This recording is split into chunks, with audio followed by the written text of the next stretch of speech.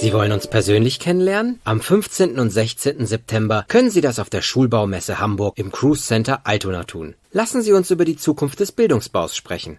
Herzlich willkommen bei Schulbau im Dialog, unserem Podcast über neue bauliche und pädagogische Konzepte für Kita, Schule und Campus. Ich bin Dr. Marx Gunina und berichte von der Schulbau Hessen in Frankfurt am Main im November 2019. Rosan Bosch from Rosan Bosch Studio, Copenhagen. What does the future of education look like?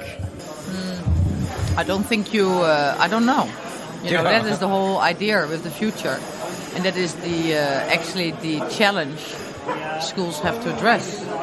The truth is, we don't know what the future brings. And right now, tendencies in society are accelerating.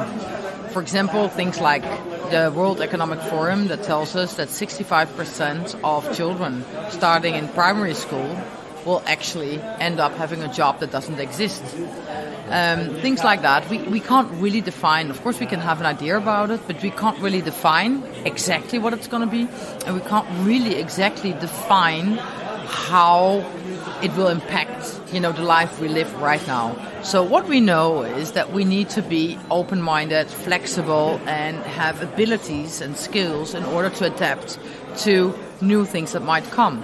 For example, the whole aspect of the connectivity, the digital development we're facing right now, and what it does with not only our way of interacting with each other, but also what it does physically with the change of our mindset, means that we have to, react actually very fast. And the big problems with schools the past 100 years have been that they chose to react very slow. And we can't afford that anymore. If schools want to guard their, kind of existence, in society as being the basis of our, where we actually educate ourselves in our society, they need to be able to act on a faster pace on developments continuously all the time. So they need to be able to develop. So the change is not from one type of school to another type of school that will look, now it looks like this and then it will look like that. Okay. No, the change is a change of mindset, a change of doing. From being actually an organization that is very based on a fixed mindset to an organization that is very agile and flexible and able to adapt and on a day-to-day basis evaluate what they're doing and, try something else. The theme of my lecture is a little bit how do you do that? So it's not like telling that this needs to be happening. The theme of my lecture is that how can we create? I try to give people a tool because there's so many. It's a little bit like this, yeah? Once there was climate change, and then there were some people that were talking about this and some people were denying it, okay? Right. There was the same with the change in education. Right now, it became this kind of global tsunami of change in education, and most people don't doubt the need of this anymore, yes? So, but people are kind of, there's a Danish word, say, they just don't know how to do this, they're like, okay, and then lots of people come with different solutions, and, I'm trying to give people some tools and perspectives on how can you actually go from being a more kind of fixed kind of organization to a more flexible, and how, most important, you can use design to create this more agile. Do you have some examples? Sure. I mean, what we do is that, because the fact is that design in itself doesn't change you, but the fact is that the physical design often is connected to different ways of how we, for example, communicate with each other. Like you and me right now, we're sitting opposite each other, or, kind of close, and we don't sit in 10 meters of distance, because then it would be hard to have this conversation, yes? Right. So there's a physical reality to the way we communicate. The same way there's a physical reality to different ways how we work, because the physical reality is based on our human bodies. Mm-hmm. That, for example, if I want to do a visual thinking thing, I have to have a visual, I have to have things in my eyesight and so forth and so on. Yeah. Mm-hmm. So what we do is that we connect different situations of how we learn, not schools, but how we learn as human beings, yes, physical situations to methodology, and that we then kind of with schools work together on giving them, it's like an algorithm of spaces and an algorithm of different ways of learning. And that we then start to talk about different learning sequences and how to reorganize your way of working with learning and organize it in a daily school context, but also emphasizing how do you learn as a student. And then we relate it to physical environments. So suddenly you get a very differentiated physical school, that in the same time allows you to structurize your day in a different way, that allows you to change maybe the ratio of student and teacher. So it's not necessarily one teacher with 30 students, but maybe the organization is different, the group sizes and the way, and allows you for working in different ways. So in a visual way, in a more oral way, actually maybe being very reflective, being very focused, learning about different ways of concentration. And it enables the students to learn how they learn.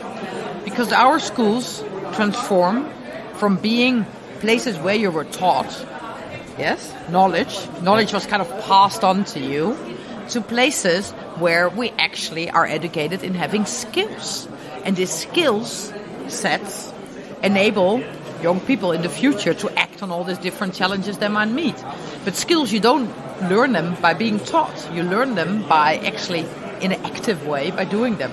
So we try to create physical environments that enable both teachers and students on actually making this transformation.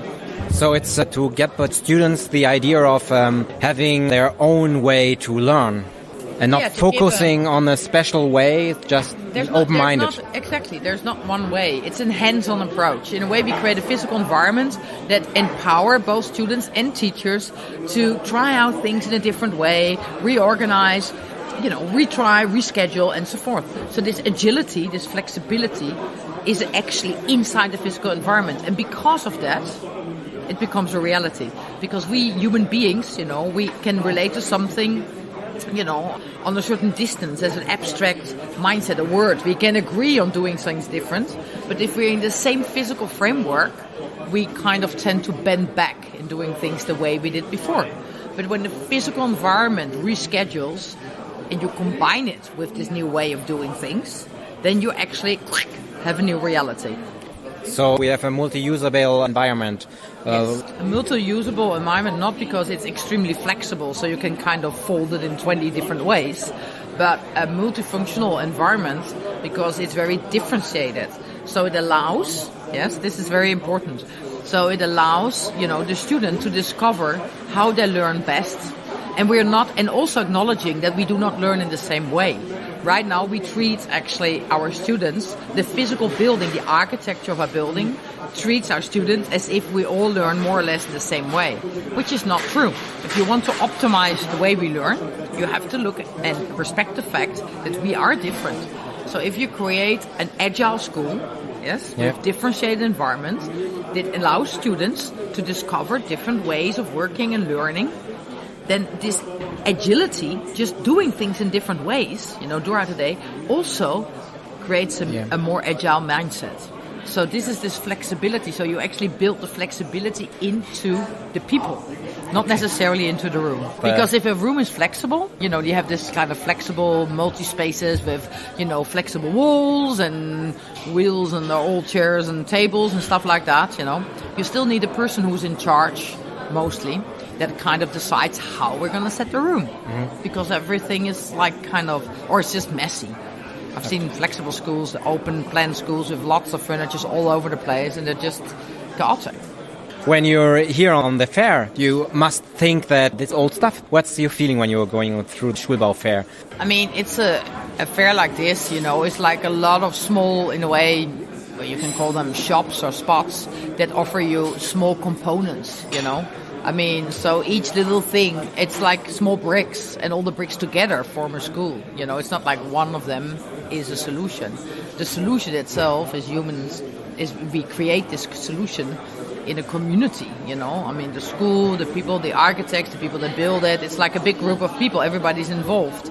But I think that, my message, which I would like to try to get all over to people, is that instead of focusing too much on necessarily which window or which brick we use for building the schools, I think we should all of us, meaning teachers, students, but also the people building the schools, the architects, everybody involved, should have focus on what is the most important thing about creating a school.